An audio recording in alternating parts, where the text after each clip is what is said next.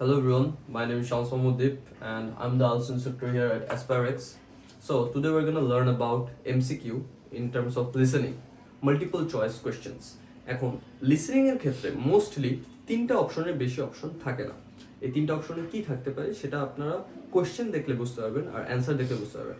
আর audio play হবে, অডিওতে তারা যেটা করে সেটা হলো তিনটা পার্টি থাকে, তিনটা জিনিস নিয়ে কথা বলা হয়, কিন্তু আপনি প্রথমেই যেটা শুনবেন সেটাকেই অ্যান্সার ধরবেন না। ওরা বলবে কোনটা রাইট অ্যান্সার, কোনটা মেইনলি অ্যান্সার হিসেবে আপনি দিতে পারেন, ওইটা গিয়ে টিক করবেন। কিন্তু আপনারা এটা করতে পারেন যে আপনি একটা শুনলেন, আপনার কাছে ঠিক মনে হলো, আপনি টিক করলেন। এই টিক করার পরে আপনার আবার যদি কোনো কিছু মনে হয় যে না ওইটা বেশি ঠিক বা আমাদের হয় না যে দুইটা অপশন আছে, দুইটা অপশনের মধ্যে একটা অপশন বেশি অ্যাপ্লিকেবল, বেশি ঠিক যেটা বললাম আমি, তখন আপনি ওইটা চুজ করবেন আগেরটা বাদ দিয়ে। তো এখন আমরা দেখব কিভাবে সলভ করতে হয় লিসেনিং এ এমসিকিউ। হ্যালো এভরিওয়ান, সো আমরা যদি প্রথমে খেয়াল করি তাহলে আমাদের নাম্বার 11 এ আছে the park was originally established, মানে কবে পার্কটা এস্টাবলিশ হয়েছে। A as an amenity provided by the city council, B as land belonging to a private house, and C as a shared area set up by the local community. আমরা সবসময় যেটা করি সেটা হলো আন্ডারলাইন করব। The park, obviously আমাদের পার্কটা আন্ডারলাইনে থাকবে, অথবা আন্ডারলাইন নাও করতে পারি কারণ পার্ক নিয়ে full the time all the time কথা বলা হচ্ছে। সো এস্টাবলিশ কবে করা হয়েছে আমরা এস্টাবলিশের নিচে আন্ডারলাইন করব। Then as an amenity provided by the city council, অর্থাৎ এটা সিটি কাউন্সিল প্রোভাইড করছে। ওকে, এটা নাকি সেটা আমরা দেখবো যখন অডিও প্লে হবে। আমরা সিটি কাউন্সিলে আন্ডারলাইন করব আর অ্যামিনিটিতে আন্ডারলাইন করব। Number B as land belonging to a private house. Sometimes দেখা যায় পার্কস প্রাইভেট হাউসরা দেয়, যাদের প্রাইভেট হাউস আছে, যাদের অনেক টাকা আছে, তাদের নিজেদের একটা ল্যান্ড থাকে যেখানে অনেক বাচ্চারা দেখা যায় আসে খেলাধুলা করে, এরপর তারা ওই ল্যান্ডটাকে ডোনেট করে দেয়। ঠিক আছে, so as land belonging to a private house, এটা নাকি ল্যান্ড আর প্রাইভেট হাউসে আমরা আন্ডারলাইন করব। Number C as a shared area set up by the local community, অর্থাৎ লোকাল কমিউনিটি একটা শেয়ার্ড এরিয়া সেট আপ করছে নাকি এইটা। ঠিক আছে, আমরা লোকাল কমিউনিটি আর শেয়ার্ড এরিয়াতে আন্ডারলাইন করব। Then number 12, why is there a statue of Diane Gosforth in the park? আমরা ডায়ান গসফোর্থে আন্ডারলাইন করব আর স্ট্যাচুতে আন্ডারলাইন করব। এতে অপশন আছে she was a resident who helped to lead a campaign, অর্থাৎ ডায়ান গসফোর্থ কোন একটা ক্যাম্পেইন লিড করতে সাহায্য করছে। ঠিক আছে, আমরা ক্যাম্পেইন আন্ডারলাইন করব আর রেসিডেন্ট আন্ডারলাইন করব আর লিড আন্ডারলাইন করব, এই তিনটা আন্ডারলাইন করব। দেন নাম্বার বি তে she was a council member responsible for giving the public access। ঠিক আছে, সে একটা কাউন্সিল মেম্বার ছিল যে পাবলিককে অ্যাক্সেস দিছে। ঠিক আছে, এখানে আমরা কাউন্সিল মেম্বার আন্ডারলাইন করব আর পাবলিক অ্যাক্সেস আন্ডারলাইন করব। Then number C she was a senior worker at the park for many years, আমরা সিতে আন্ডারলাইন করব কি সিনিয়র ওয়ার্কার আর many years. Okay, then number 13, during the first world war the park was mainly used for, অর্থাৎ first world ওয়ারের সময় park কিসের জন্য use হয়েছে। ঠিক আছে, সেটা দেখবো আমরা।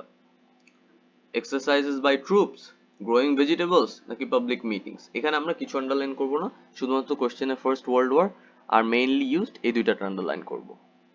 এখন নাম্বার 14 কোশ্চেনটা দেখি আমরা। Number 14 A when did the physical transformation of the park begin? ঠিক আছে, 2013, 2015 and 2016 physical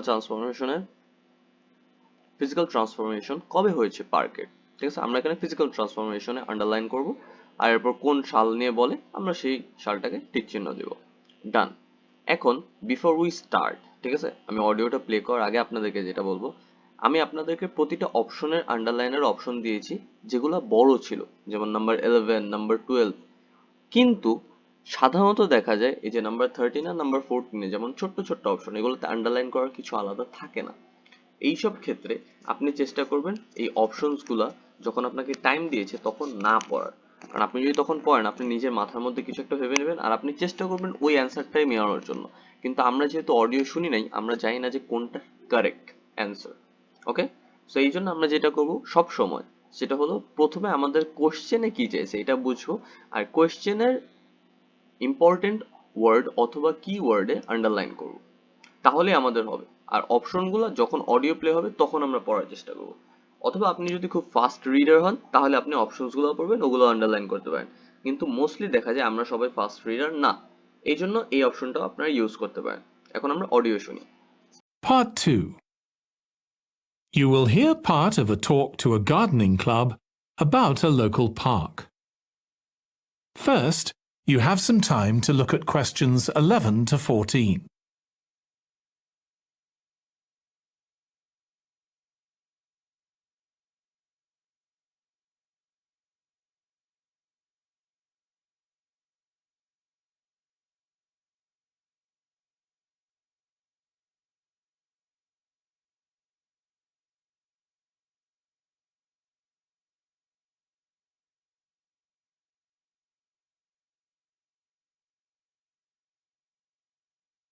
Now listen carefully and answer questions 11 to 14. I'm very pleased to welcome this evening's guest speaker, Mark Logan, who's going to tell us about the recent transformation of Minster Park. Over to you, Mark. Thank you. I'm sure you're all familiar with Minster Park. It's been a feature of the city for well over a century and has been the responsibility of the City Council for most of that time. What perhaps isn't so well known is the origin of the park. Unlike many public parks that started in private ownership, as the garden of a large house, for instance, Minster was some wasteland, which people living nearby started planting with flowers in 1892. It was unclear who actually owned the land, and this wasn't settled until 20 years later. এখন আমরা যদি খেয়াল করি, ওরা বলছে যে এই পার্কটা নর্মালি যেসব পার্ক, যে কোনো একটা বড় বাসা অর্থাৎ প্রাইভেট হাউসের একটা গার্ডেন থাকে, এটা সেরকম ছিল না। ইট ওয়াজ এ ওয়েস্ট ল্যান্ড, ঠিক আছে, where the local people started growing flowers and all that, ঠিক আছে। অর্থাৎ এইখানে it was a shared area set up by the local community, ঠিক আছে। এইটার সাথে আমরা সবচেয়ে বেশি মিল পাই। কেন? কারণ এখানে এক তো লোকাল পিপলের কথা বলা হয়েছে, দ্বিতীয়ত ওইখানে রেসিডেন্টস নিয়ে কথা বলা হয়েছে, ওইখানের মানুষরা এই কাজটা করেছে। আর এইটা কোনোভাবে সিটি কাউন্সিল দেয় নাই, প্রাইভেট হাউসের কেউ দেয় নাই, ঠিক আছে। এটা লোকাল কমিউনিটি এমনিই দেখেছে ইট ওয়াজ এ ওয়েস্টল্যান্ড, তারা এটাকে আস্তে আস্তে ভালো করেছে। অর্থাৎ নাম্বার 11 এর answer C. The council took possession of it. You may have noticed the statue near one of the entrances. It's of Diane Gosforth, who played a key role in the history of the park. Once the council had become the legal owner, it planned to sell the land for housing. Many local people wanted it to remain a place that everyone could go to enjoy the fresh air and natural environment. Remember, the park is in a densely populated residential area. Diane Gosforth was one of those people, and she organised petitions and demonstrations, which eventually made the council change its mind about the future of the land. Soon after this, the First World... অর্থাৎ যেটা বললো, why is there a statue of Diane Gosforth in the park, ঠিক আছে। She was a resident, এটা নিয়ে বলা হয়েছে, but she is someone that led the petition, okay, that led the petition। এর অর্থাৎ কি? সে একটা ক্যাম্পেইন রান করছে যেখানে সে অনেক মানুষের সাইন নিছে, so that the city council does not sell this land, city council যেন এই ল্যান্ডটা না বেচে। এই কারণে সে একটা পেটিশন, অর্থাৎ লিগালি বললে সকল মানুষের সাইন নেওয়া শুরু করছে। আর যখন ওই যে ডেমোক্রেটিক কান্ট্রি, তখন অনেক মানুষের সাইনের জন্য এই ল্যান্ডটা সেল করা হয় নাই। এই কারণে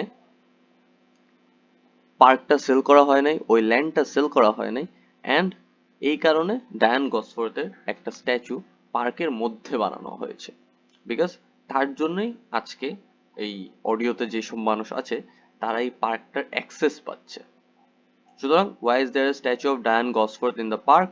Number A, she was a resident who helped to lead a campaign. That's the answer. So 11 এর অ্যান্সার সি, 12 অ্যান্সার এ। আমরা এই দুইটা পাইলাম। এখন 13 এ ফোকাস করি and 14 এ ফোকাস করি। World War broke out. in 1914, and most of the park was dug up and planted with vegetables, which were sold locally.